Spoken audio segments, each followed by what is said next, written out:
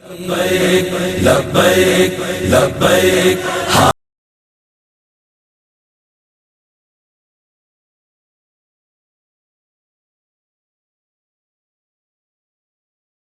بسم اللہ الرحمن الرحیم۔ ان پر درود جن کو حجر تک کریں سلام، ان پر سلام جن کو تحیت شجر کی ہے، ان پر درود جن کو کسے بے کساں کہیں، ان پر سلام جن کو خبر بے خبر کی ہے۔ معزز ناظرین کرام، السلام علیکم ورحمۃ اللہ وبرکاتہ۔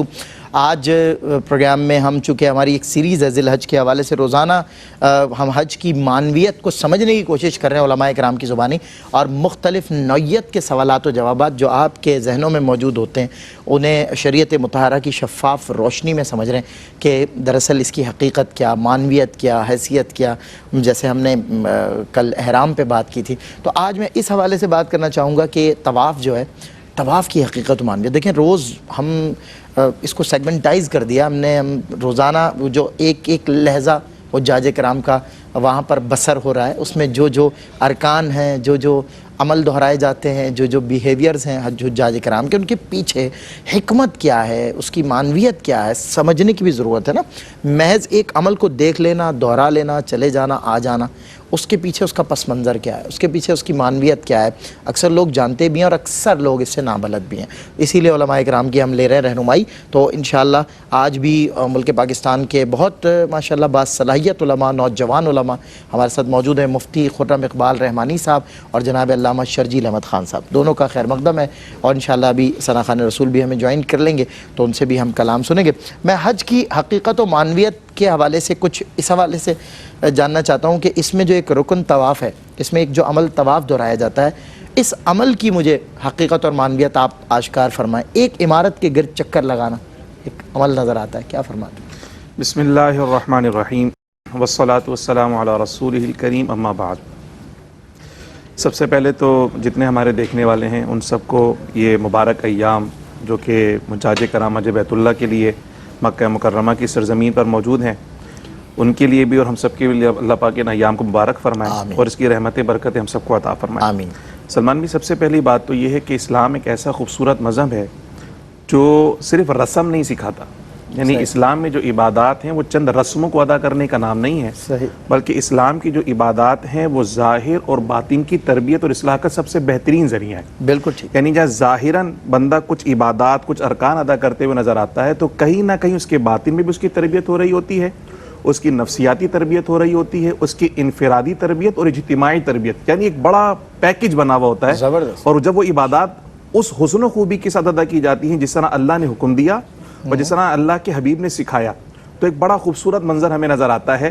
جس طرح اجتماعیت کا منظر ہمیں حج بیت اللہ کے موقع پر نظر آتا ہے، تو ایک خوبصورت تعلیم ہوتی ہے پوری امت کے لیے کہ تمہارا خدا بھی ایک ہے، تمہارا رسول بھی ایک ہے، تمہاری تعلیمات بھی ساری کی ساری ایک ہیں، تو یہ اتحاد محبت، تم سب ایک ہو، تو یہ اتحاد محبت یگانگت تمہیں اس طرف توجہ دے رہی ہے کہ تم ایک ہو جاؤ اور ایک بن کر زندگی گزارو، اور یہ بھی پیغام کہ ایک ہوں مسلم حرم کی پاسبانی کے لیے۔ جہاں تک تعلق ہے طواف کا، تو طواف در حقیقت سب سے پہلی بات تو حکم شرع ہے، شریعت نے حکم دیا، اور حج جو ہے وہ خاص طور پہ سفر محبت ہے۔ حج کا ایک ایک لمحہ اللہ کے محبوبوں کی ادائیگی کی جو ادا تھی اس کو ادا کرنے کا نام ہے، بالکل صحیح۔ اس کے علاوہ اور کچھ نظر نہیں آتا ہمیں، یعنی کوئی خاص عبادت الگ سے نظر نہیں آ رہی، بس جو محبوبوں نے کیا آپ نے اس کی نقل اتارنی ہے، اور اللہ کو محبوبوں کی ادا اتنی پیاری ہے کہ جو نقل اتارتا ہے اللہ کو پیارا ہو جاتا ہے۔ اچھوں کی نقل اچھی یہاں سمجھ آ رہا ہے، جی بالکل۔ اور پھر اللہ سبحانہ و تعالیٰ نے جو کرم اپنے محبوب بندوں پر فرمایا، وہ ان محبوبان خدا کے عمل کی نقل کرنے والوں کو بھی وہ فضیلت و کمال عطا فرمایا جا رہا ہوتا ہے۔ طواف فرشتے کرتے ہیں بیت المعمور کا، اور یہی طواف بیت اللہ شریف کا مسلمان کیا کرتے، تمام انبیاء کرام نے طواف کیا، اور ہمارے لیے سب سے پہلی چیز تو ہمارے پیارے آقا حضرت محمد مصطفیٰ صلی اللہ تعالی علیہ وسلم نے طواف کیا، تو در حقیقت یہ پہلی بات تو حکم شرع ہے۔ بالکل۔ دوسری طرف اگر معنویت کو دیکھیں تو ہمیں ایک بات سکھائی جا رہی ہے، ایک مسلمان کو بتایا جا رہا ہے کہ تمہاری عبادات کا مرکز بیت اللہ شریف، بے شک، تمہاری توجہات کا مرکز بیت اللہ شریف، اسی طرح تمہاری نظریاتی توجہات کا مرکز بھی بیت اللہ شریف ہونا چاہیے۔ پھر جب طواف کر رہے ہوتے ہیں تو ہم یہ دیکھ رہے ہوتے ہیں کہ ایک عمارت ہے، اس کے گرد ہم چکر لگا رہے ہیں، اور ہم اللہ سبحانہ و تعالیٰ کی توحید بیان کر رہے ہیں، اس کی کبریائی کو بیان کر رہے ہیں، تو در حقیقت ہم یہ اعلان کر رہے ہوتے ہیں کہ جس طرح یہاں پر ہم اس بیت اللہ شریف کا طواف کر رہے ہیں، چکر لگا رہے ہیں، تو ہماری پوری زندگی کا چکر اسی کے حکم کے گرد گھومتا رہے گا. اللہ اکبر. ہم پوری زندگی انشاءاللہ اسی کے گرد، اس کے احکام کے گرد چکر لگاتے رہیں گے. نہ ہماری توجہ ڈائیورٹ ہوگی، نہ ہماری سیاسی توجہ، نظریاتی توجہ ڈائیورٹ ہوگی. جس طرح ہم نے عبادت کے قبلہ اس بیت اللہ کو بنا لیا ہے، تو ہماری تمام تر عبادات اور تمام تر نظریات کا قبلہ اللہ کے احکام ہوں گے. یہاں جب ہم چکر لگا رہے ہیں تو انشاءاللہ ہماری پوری زندگی کا جو محور ہوگا وہ اللہ سبحانہ و تعالیٰ کے احکامات کی طرف ہوگا. در حقیقت یہ محبت کے اظہار کا ایک طریقہ اور ذریعہ ہے. واہ کیا بات ہے. اچھا، کعبۃ اللہ کے گرد مطاف کے مختلف حصوں کی فضیلت کے حوالے سے کچھ ارشاد فرمائیں علامہ شرجیل احمد خان صاحب. بسم اللہ الرحمن الرحیم. اللہم صلی علی سیدنا و شفیعنا و مولانا محمد وعلی آل سیدنا مولانا محمد وبارک وسلم. بہت بہت شکریہ سلمان بھائی، اور بڑی خوبصورت، بڑی جامع اور فکری گفتگو ہم نے سماعت کی مفتی خرم اقبال رحمانی صاحب کی زبانی. اللہ کریم انہیں جزائے خیر عطا فرمائے. اب جہاں تک مطاف اور اس کے دیگر حصوں کی فضیلت کی بات ہے، تو اس میں پہلی بات تو یہ نظروں کے سامنے رہے کہ بزرگان دین فرماتے ہیں کہ خانہ کعبہ شمع کی مانند ہے جس کے گرد اہل ایمان پروانوں کی مانند چکر لگاتے ہیں. گویا کہ یوں کہتے ہیں کہ خرت کی گتھیاں سلجھا چکا میں، میرے مولا مجھے صاحب جنوں کر. کیوں کہ عقل کو تنقید سے فرصت نہیں، عشق پہ اعمال کی بنیاد رکھ. اور جنون عشق نظر آ رہا ہے. اللہ وہ جو وارفتگی اور وہ پراگندہ بار، وہ دیکھیں آپ کو، وہ نظر آ رہا ہے، وہ منظر سامنے ہے. تو یہ عشق کی منزل ہے اور یہ سفر عشق ہے، یوں کہہ لیجیے. تو اب مطاف سے مراد جائے طواف کہہ لیں، یا وہ جگہ جہاں پر طواف کیا جاتا ہے. اچھا، اس میں سب سے پہلی چیز آپ یہ دیکھیں کہ خانہ کعبہ کے مختلف کارنرز ہیں، مختلف اس کے کونے ہیں. رکن اسود جہاں پر حجر اسود نصب ہے، آگے چلتے ہیں رکن عراقی، رکن شامی، رکن یمانی. اچھا، یہ سارے جو کارنرز ہیں، ان کے پاس سے جب آپ گزرنا شروع ہوتے ہیں تو ہر کارنر کے درمیان جو دیوار آ رہی ہے اس کی اپنی فضیلت ہے. یعنی کہ اس بات کو کتب کے اندر لکھا گیا، اور خاص طور پہ یہاں میں کوٹ کرنا چاہوں گا امام فاقیہی رحمۃ اللہ علیہ کی کتاب اخبار مکہ. اس میں آپ فرماتے ہیں ان حول الکعبۃ قبور 300 نبی. فرماتے ہیں کہ بے شک کعبے کے گرد جو جگہ ہے یہاں پر 300 انبیاء کی قبور موجود ہیں. اور فرماتے ہیں ما بین الرکن الیمانی والرکن الاسود قبر 70 نبی. فرماتے ہیں کہ رکن یمانی اور رکن اسود کے درمیان جو جگہ ہے نا، یہاں پر 70 انبیاء کی قبور موجود ہیں. اور اسی بات کو اعلیٰ حضرت نے انوار البشارہ میں لکھا کہ رکن یمانی اور رکن اسود کی جو درمیان کی جگہ ہے، یہاں پر 70,000 فرشتے اہل ایمان کی دعاؤں پر آمین کہنے کے لیے مامور ہیں. اللہ اکبر. تو اب آپ اندازہ کریں جب یہاں سے گزر ہوگا، دعائیں ہوں گی تو کیا کیفیت ہوگی. یعنی آپ کی خدمت محض جو ہے وہ اعجاز مقدس کے مجاورین نہیں کر رہے، بلکہ فرشتے بھی مامور کر دیے گئے ہیں، حکم پہ لگا دیے گئے ہیں. تو آپ یوں سمجھ لیں کہ جو پورا مطاف ہے یہاں پر انوار و تجلیات کی بارش ہو رہی ہے. حتیم ہے جس کے بارے میں روایات میں آتا ہے کہ عین کعبہ میں داخل ہونے کے مترادف ہے. پھر مقام ابراہیم موجود ہے، سیدنا ابراہیم علیہ السلام کے لیے جنت سے آیا ہوا وہ سٹون اور وہ پتھر جہاں پر کھڑے ہو کے آپ نے خانہ کعبہ کو تعمیر فرمایا، اور جہاں آپ کے قدمین کے نشان موجود ہیں، وہ ایک بہترین جگہ اور وہ ایسی جگہ جس کو آیات بینات میں شامل کیا گیا، یعنی اللہ رب العزت کی کھلی نشانیوں میں سے ہے. پھر بیر زمزم کو آپ دیکھ لیں وہاں پر کہ جو سیدنا اسماعیل علیہ السلام کے قدموں کی رگڑ سے وہ چشمہ جاری ہوا، کہ وہ پانی کے جس کو دیکھنا بھی ثواب، جس کو پینا بھی ثواب، جو ہر اعتبار سے شفا، برکتوں کا مجموعہ. تو یہ تمام جو چیزیں حاصل ہو رہی ہیں مطاف کے اندر آپ کو حاصل ہو رہی ہیں. اور آپ یوں سمجھ لیجئے کہ ایک کارنر سے دوسرے کارنر پہ بندہ مومن جاتا ہے، ایک ستون سے دوسرے ستون کی طرف جاتا ہے، تو نئی اور ایک اثر نو نئی طرح کی برکات لے کر آگے بڑھتا ہے. اور جب یہ طواف مکمل کرتا ہے تو ہزاروں برکتیں اس کے دامن میں آ چکی ہوتی ہیں. تو طواف عبادت بھی ہو رہی ہے اور ساتھ ساتھ کثیر برکتیں اسے حاصل ہو رہی ہیں. اور یہ جو میں نے انبیاء کرام کے حوالے سے بات کی کہ ان کی قبور موجود ہیں، یہ امام حسن بصری کا بھی قول موجود ہے، اور انہوں نے اس کی وجہ بیان کی کہ ایسا کیوں ہے. امام حسن بصری فرماتے ہیں کہ وجہ یہ ہے کہ جب پچھلی اقوام میں انبیاء کرام مبعوث ہوتے تھے، اور چونکہ ظاہر سی بات ہے ہم اجمالاً سب کا ذکر کرتے ہیں، سب کے نام تو ہمیں بھی نہیں پتا، وہ بیان نہیں کیے گئے. آپ فرماتے ہیں کہ جب پچھلی اقوام میں انبیاء کرام مبعوث ہوتے تھے اور ان میں ان کی جو قومیں ان سے ان کی نافرمانی کرتی تھیں، ان سے منہ موڑتی تھیں اور انہیں جھٹلاتی تھی، تو وہ اپنے اہل ایمان کو ساتھ لے کر خانہ کعبہ کو رخ کیا کرتے تھے، اور پھر یہاں پر اس وقت تک رہتے تھے جب تک ان کا وصال نہیں ہو جاتا تھا. تو یہ بڑی وجہ ہے کہ جو اطراف میں جتنی جگہ ہے یہ انبیاء کے قبور کے ہونے کے اعتبار سے بھی مقدس ہے. تو یوں کہہ لیجئے کہ خلاصہ کلام یہ ہے کہ یہ پورا مطاف انوار و تجلیات کی جگہ ہے. علامہ شرجیل احمد خان صاحب اور مفتی خرم اقبال رحمانی صاحب بہت خوبصورت کلام فرما رہے تھے، اور ہمیں جوائن کر لیا ہے ممتاز ثنا خاں، نوجوان خوشگلو خوشیلان ثنا خاں، بہت خوبصورت آواز ہے ان کی. محمد دانیال شیخ نے انشاءاللہ ان سے حمد باری تعالیٰ کا نذرانہ پیش کریں گے. ہم ان کے ہمراہ پیش کریں گے. جس طرح حجاج کرام سب مل کر موافق ہو کے اللہ کے حضور پیش ہوتے ہیں، ہم بھی ان کے ساتھ اللہ کے حضور پیش ہوتے ہیں منظوم انداز سے. جی لا الہ الا ہو، لا الہ الا ہو، ایک طلب ہے ایک ہی خو، لا الہ الا ہو، اب تو ہے بس تو ہی تو، لا الہ الا ہو، لا الہ الا ہو. صلی علی سے گونج اٹھی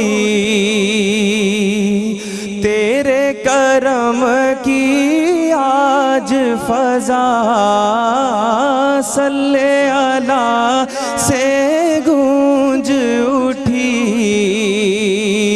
تیرے کرم کی آج فضا، آئی مدینے سے خوشبو، لا الہ الا ہو، لا الہ الا ہو، ایک طلب ہے ایک ہی خو، لا الہ الا ہو. تیری عبادت کیا کہنا، تیری حقیقت کیا کہنا، تیری عبادت کیا کہنا، تیری حقیقت کیا کہنا، ہو گئی دنیا قبلہ رو، لا الہ الا ہو، لا الہ الا ہو. اٹھ گئے آنکھوں سے پردے، راز کھلے سب جلووں کے، اٹھ گئے آنکھوں سے پردے، راز کھلے سب جلووں کے، مجھ سے کیا اب دور ہے تو، لا الہ الا ہو، لا الہ الا ہو، اب تو ہے بس تو ہی تو. خوش آمدید ناظرین، ایک مرتبہ پھر آپ کا خیر مقدم. حج کی معنویت کا سلسلہ جاری و ساری اور مختلف ارکان کی مختلف اداؤں کی بات ہو رہی ہے. اور وہ بہت اچھی بات مفتی خرم اقبال رحمانی صاحب نے کہ اچھوں کی نقل اچھی جو ہم نے سنا ہے نا، تو وہ تو ہم اس حد درجہ اسے سمجھے نا کہ آج کن اچھوں کی نقل کی جا رہی ہے، اور اس نقل کو دہرائے جانے پر اللہ آپ کو یہ شرف عطا فرمائے کہ آپ پاک دامن فرما دیتا ہے. اگر آپ قبول ہو گیا آپ کا حج، میں بھی ایک کل کے پروگرام میں کہا تھا اختتام میں کہ حج قبول ہو گیا، اب حج ختم ہو گیا، اور اب چلو دیکھیں وہ بستی جس کا دل رستہ دل کے اندر ہے. تو اب حج قبول ہو گیا، بندہ بالکل نو مولود بچے کی طرح ہو گیا، پاک دامن ہو گیا. اللہ اکبر، کیا ہی اچھا ہو جو اعلیٰ حضرت کی دعوت ہے اور وہ قبول ہو جائے ہمارے حق میں کہ حج ختم ہوا، اب طیبہ میں مر کے ٹھنڈے چلے آؤ آنکھیں بند. सीधी सड़क ये शहर शफाअत नगर की है। अल्लाह अकबर। आज हुज्जाज इकराम हिजाज मुक़द्दस, और मैं खुदा की कसम उन हज़ार करोड़ लोगों में से हूँ कि जो इस वक्त यही सोच रहे हैं कि मैं रहूँ तो अपनों के दरमियाँ, मेरा दिल हो मुल्क हिजाज में। बहुत सारे दिल वहाँ हज कर रहे हैं और बहुत सारे वजूद वहाँ हज कर रहे हैं। कुछ लोग वहाँ रहकर भी वहाँ नहीं होते, कुछ लोग वहाँ नहीं होते लेकिन वहाँ होते हैं। और ऐसे लोगों के हज को वो फजीलत हासिल हुई कि देखने वाले कई अफराद ने उन्हें मिना, अरफात और काबे के गिर्द चक्कर लगाते हुए देखा और आके गवाही दी, हम आपसे मिले हैं, आप ये कैसे कह सकते हैं आप हज पर नहीं थे। अल्लाह अकबर। वो आंखें अश्कबार हुई। और वो क़ुर्ब खुदाबंदी का ज़रिया जो हज था, वो कुछ लोग यहाँ बैठ के भी इतना करीब हो गए रब से। असल तो रब का क़ुर्ब है, और जिसने उसको जहाँ से भी पा लिया उसे ही मकबूल हज, क्या मकबूल हज्जों का सवाब मिलता है। मैं मुफ्ती खुर्रम इकबाल रहमानी साहब की जानिब बढ़ता हूँ। क़िबला, अहद रिसालत में जब तवाफ़ करने वाले तवाफ़ करते थे तो सीना तान के और कदम रख के, और उसके पीछे एक कॉज था, एक वजह सबब भी थी कि जनाब ये हम ऐसा क्यों करते हैं। अहद रिसालत की बात कर रहा हूँ, लेकिन अब वो वजह मौजूद नहीं है लेकिन वो अदा मौजूद है। इसके पीछे क्या इल्लत और हिकमत हो सकती है? सबसे पहली बात तो मैं आपसे अर्ज़ करना चाहूँ कि अभी जैसे अल्लामा साहब बात कर रहे थे, मताफ़ के हवाले से बहुत सारी खूबसूरत बातें और अनवार की बातें हुई। तो चूँकि अभी हमने शुरू में कहा ना, ये सफ़र मोहब्बत है, ये सफ़र इश्क है। सही बात। तो आप यकीन जानें कि हम वहाँ पर नहीं हैं, लेकिन जैसे आपने कहा दिल हमारे वहाँ पर हैं, और वो रूहानियत और वो बरक़ात, वो एक कैफियत हमें यहाँ पर स्टूडियो के अंदर भी महसूस हो रही है। और अल्लाह करीम की बारगाह में ही इल्तिमास से दुआ है कि हमें भी हज की ये सआदतें नसीब हो जाएं। तो एक हदीस शरीफ मुझे भी अल्लामा साहब की गुफ्तगू के दौरान याद आई, बैतुल्लाह शरीफ के हवाले से, ख़ास खाने काबा के हवाले से। प्यारे आका सल्लल्लाहु तआला अलैहि वसल्लम का फरमान है कि अल्लाह सुब्हानहू व तआला की 120 रहमतें बैतुल्लाह पे नाजिल होती हैं।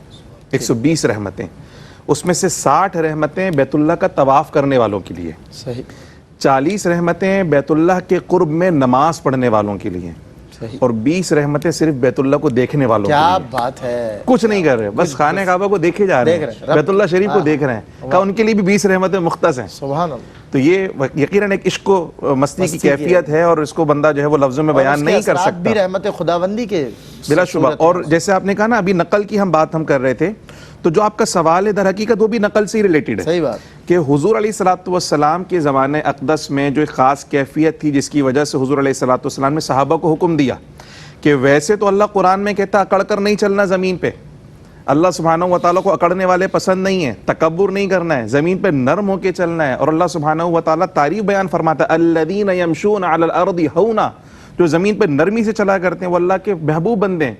लेकिन यहाँ हरम काबा, बैतुल्लाह शरीफ, मताफ, ख़ास अल्लाह के घर में हुजूर फरमा रहे अकड़ के चलो, अल्लाह अकबर, अकड़ के चलो। अल्लाह अकबर। वहाँ अल्लाह को अकड़ पसंद नहीं है, लेकिन यहाँ अल्लाह के महबूब ने जब फरमा दी अकड़ कर चलो, तो अल्लाह को ये अकड़ कर चलना पसंद आ गया। अल्लाह अकबर। क्योंकि महबूब का हुक्म है, बस अब महबूब अकड़ के चलना है, और महबूब की इत्तिबा सहाबा से सीखनी चाहिए।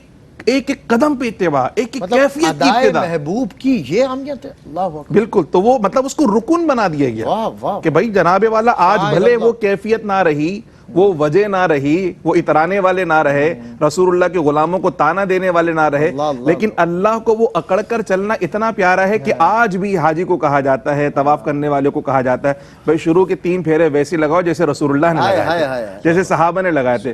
इसकी हुज्जत क्या है, इसकी इल्लत क्या है, सब छोड़ो, बस तुम महबूब की अदाओं को अपनाओ, और जितनी प्यारी अदा की इत्तिबा तुम करोगे, यानी जितनी अच्छी तुम नकल करोगे, उतने ही कामयाब होते चले जाओगे। मैं समझता हूँ खुशगुमानी में एक बात ये नजर आती है, खुशगुमानी के हुदूद में दाखिल होती है कि ऐसे चलो जैसे मुजाहिद चलते हैं। बिलाशुबा ऐसे ही हुजूर ने फरमाया पहलवान, हुजूर ने फरमाया मिसाल दी पहलवान की तरह चलो।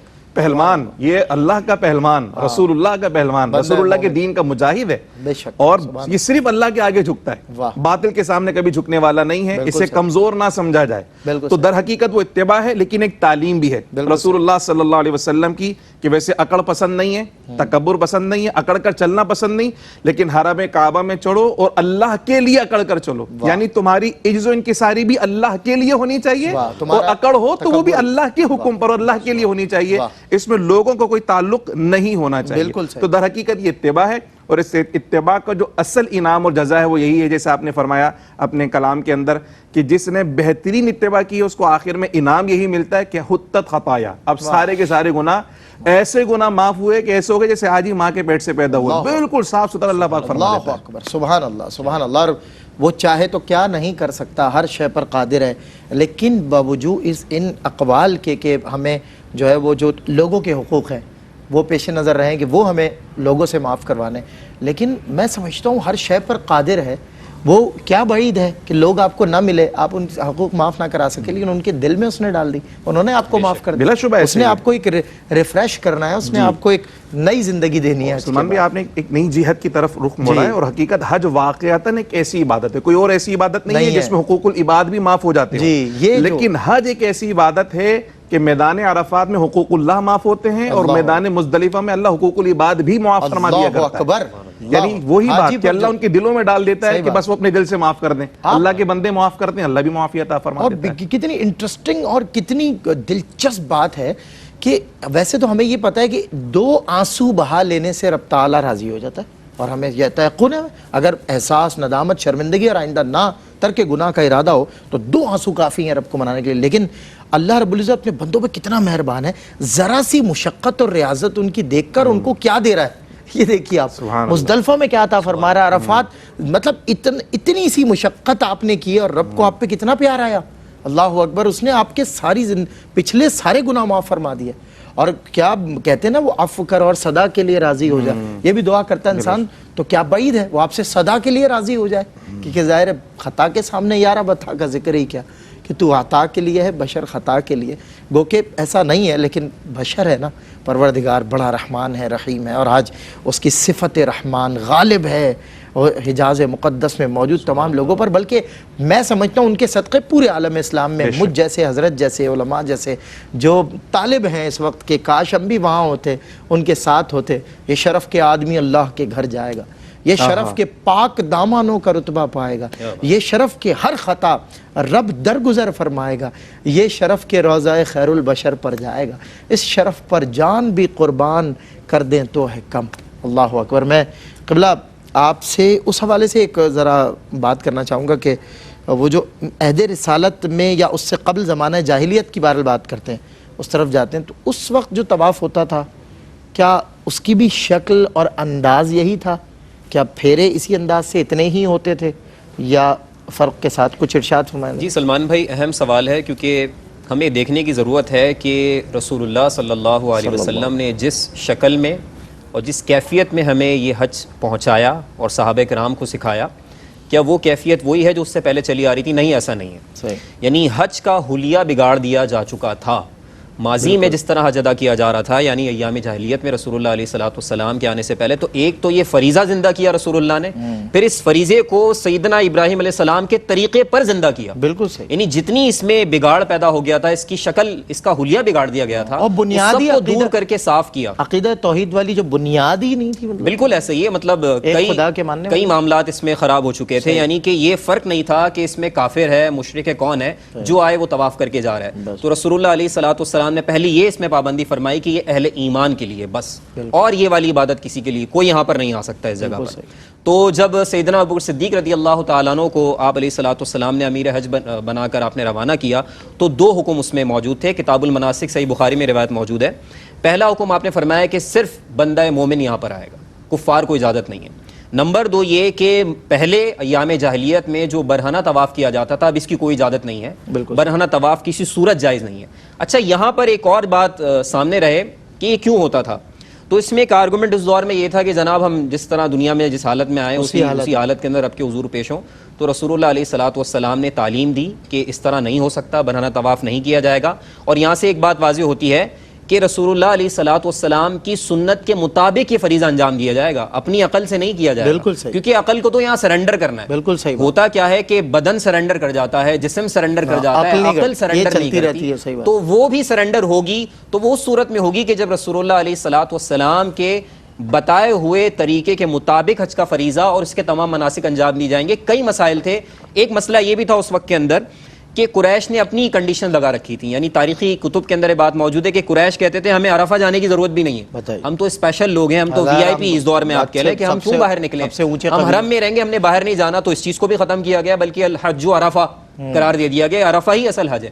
تو آپ علیہ الصلوۃ والسلام نے بہت سارے ایسے معاملات جو خراب ہو چکے تھے، جو ابراہیم علیہ السلام کے طریقے کے مطابق حج نہیں ہو رہا تھا، آپ نے اس کی تجدید فرما کر پھر اپنی سنت کو ساتھ جوڑ دیا۔ تو اب وہی حج قابل قبول ہے جو آپ علیہ الصلوۃ والسلام کے طریقے کے مطابق ہے۔ واہ، خطا کار سے درگزر کرنے والا، بدندیش کے دل میں گھر کرنے والا، قبائل کو شیر و شکر کرنے والا، اتر کر حرا سے سوئے قوم آیا اور ایک نسخہ کیمیا ساتھ لایا۔ ملتے ہیں بریک کے بعد۔ خوش آمدید ایک مرتبہ پھر آپ کا خیر مقدم ہے، اور حج کی معنویت کے حوالے سے آج ہم نے طواف کے حوالے سے سمجھا ہے کہ یہ جو رکن ہے، یہ جو ادائے محبوب ہے، جسے رب تعالیٰ نے اتنا پسند فرمایا کہ اب لازم و ملزوم کر دیا، تا قیامت جو حج کرنے آئیں گے یا عمرہ کرنے آئیں گے وہ کعبے کے گرد چکر لگائیں گے۔ اللہ اکبر۔ ایک سوال یہ بھی بنتا ہے کہ طواف مخصوص ہے، مختص ہے، موقوف ہے خانہ کعبہ کے گردی چکر لگانے پر، یا کسی اور مقدس عمارت کے گرد بھی چکر لگایا جا سکتا ہے؟ کیا فرمائیں گے؟ اصل میں طواف ایک عبادت ہے، اور عبادت جو ہے وہ اللہ اور اس کے رسول کے حکم کے مطابق ہوگی۔ صحیح۔ اور اللہ اس کے رسول کا حکم یہی کہ صرف بیت اللہ شریف اس پوری دنیا میں وہ واحد مقدس مقام ہے جس کے طواف کی اجازت دی گئی، صحیح، حکم دیا گیا اور اس کی عبادت شمار کیا گیا۔ صحیح۔ اس کے علاوہ دنیا کا کتنا ہی کوئی مقدس مقام کیوں نہ بن جائے، اس کے طواف کی ہرگز اجازت نہیں ہے۔ اگر کوئی اپنی نادانی میں اس کا طواف کر بھی رہا ہے اور سمجھ رہا ہے کہ شاید کوئی خاص برکت یا فضیلت حاصل کرے گا، تو یہ اس کی اپنی سوچ اور غلط فہم ہے، اس کا شریعت سے کوئی تعلق نہیں ہے۔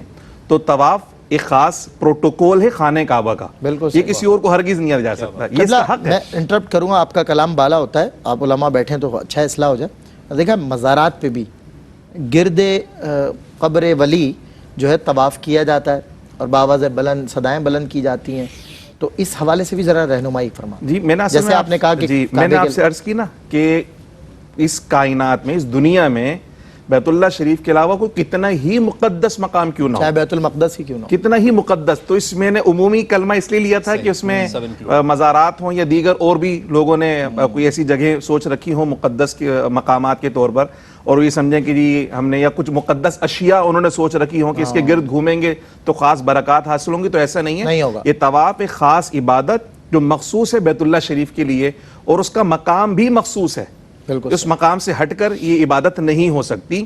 اور اس کا پروٹوکول اتنا خاص ہے کہ پیارے آقا صلی اللہ علیہ وسلم کے حدیث مبارکہ اور علماء یہ ارشاد فرماتے ہیں کہ اگر کوئی بیت اللہ شریف میں ہے تو وہاں پر کون سی عبادت بجا لائے، مطلب نوافل کثرت سے پڑھے، ذکر و اذکار کثرت سے کرے، تلاوت قرآن کثرت سے کرے، کیا کرے؟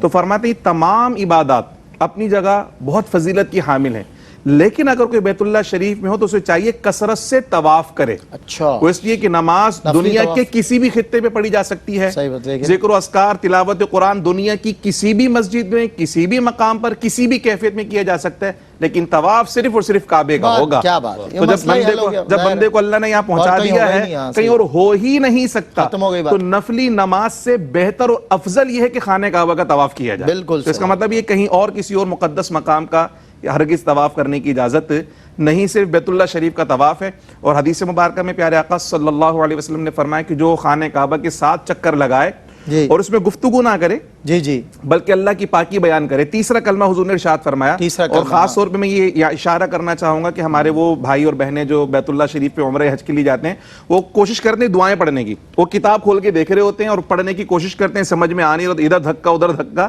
حدیث شریف سنیں، سرکار نے فرمایا کہ جو 7 چکر لگائے اور کہے سبحان اللہ والحمد للہ ولا الہ الا اللہ واللہ اکبر ولا حول ولا قوت الا باللہ العلی العظیم، حدیث کیا کلمات ہیں، فرمایا کہ جو یہ ہر چکر میں اور کچھ نہ کرے، بس یہ پڑھتا رہے، اللہ سبحانہ وتعالی ہر قدم پہ 10 نیکیاں اس کے نام اعمال میں لکھے گا اور 10 گناہ اس کے معاف فرما دے گا۔ اور رکن یمانی سے رکن اسود تک فرما ربنا آتینا فی الدنیا حسنہ وفی الآخرۃ حسنہ، دارین کی خیر اور بھلائی مانگ لیں، چونکہ 70,000 فرشتے آمین کہنے کے لیے تیار ہیں۔ کیا بات ہے۔ اور دوسری بات یہ کہ اس سے بہتر دعا کیا ہوگی؟ فی الدنیا حسنہ وفی الآخرۃ حسنہ وقنا عذاب النار۔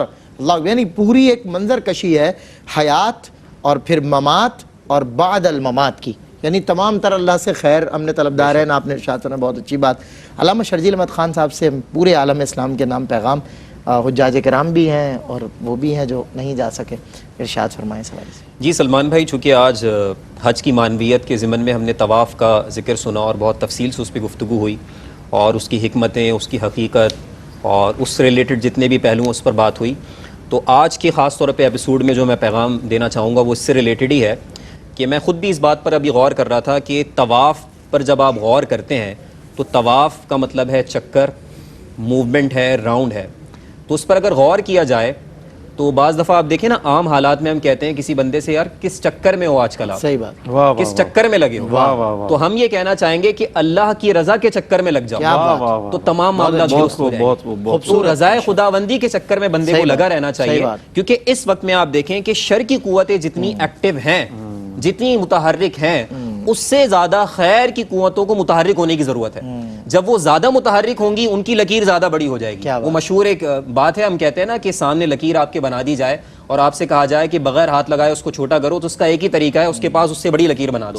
تو خیر کے کاموں کو بڑھانے کی ضرورت ہے اور اللہ کی رضا کے چکر میں لگنے کی ضرورت ہے. کیا بات ہے. اور ایک جملہ اگر میں علامہ صاحب کی بڑی خوبصورت بات سے مجھے آیا، یہ چکر کی بات آئی نا، تو یہ جو چکر شروع ہوتا ہے یہ جنتی پتھر سے شروع ہوتا ہے اور جنتی پتھر پہ آ کر ختم ہوتا ہے اور جنتی بشر کے قدموں کے پاس آ کر مکمل ہوتا ہے. کیا بات ہے ماشاءاللہ. اور کیا ہی اچھا ہو کہ اس لمحے طواف کے دوران یا کوئی ملے اور وہ یا اس سے قبل یا اس کے بعد ملے جب گفتگو کی رعایت ہو اور کہے آج کل کس چکر میں لگے ہو، کعبۃ اللہ کی طرف دیکھے، بولے بس اس چکر میں لگے ہو. اب میرا چکر یہی ہے. اللہ تعالی ہمیں وہ چکر عطا فرمائے، گرد کعبہ ہم جھومتے گھومتے اور اللہ رب العزت کی نشانیوں کو چومتے ہوئے نظر آئیں. اور اپنے لیے بھی یہی دعا ہے.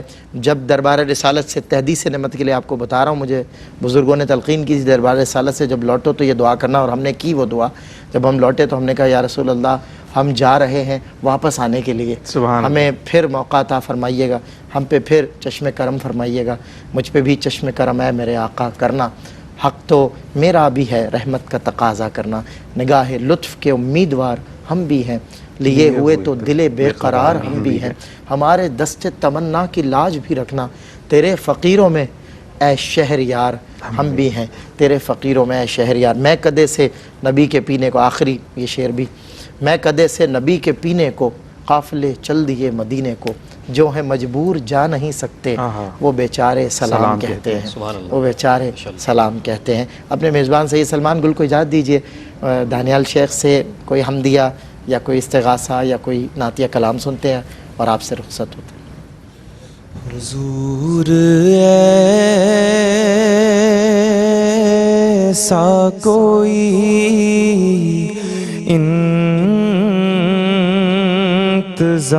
انتظام ہو جائے، سلام کے لیے حاضر غلام ہو جائے. میں صرف دیکھ لوں ایک بار سبز گنبد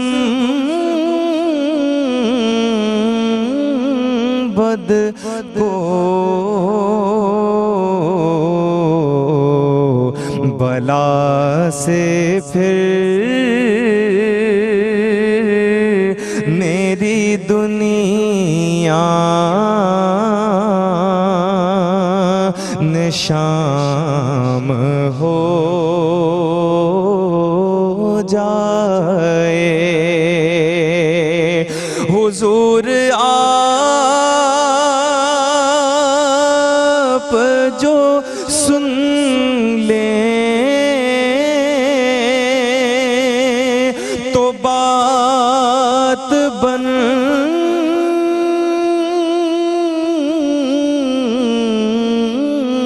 جائے. حضور آپ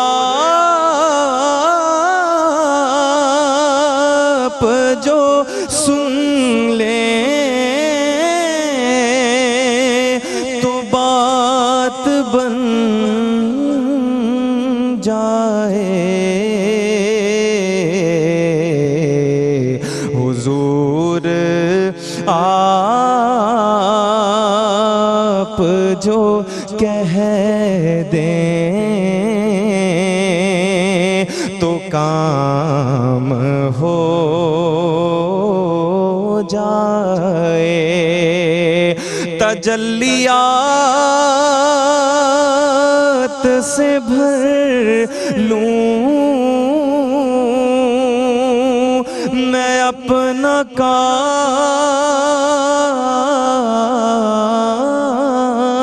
کاسائے جام، کبھی جو ان کی گلی میں قیام ہو جائے، کبھی جو ان کی گلی میں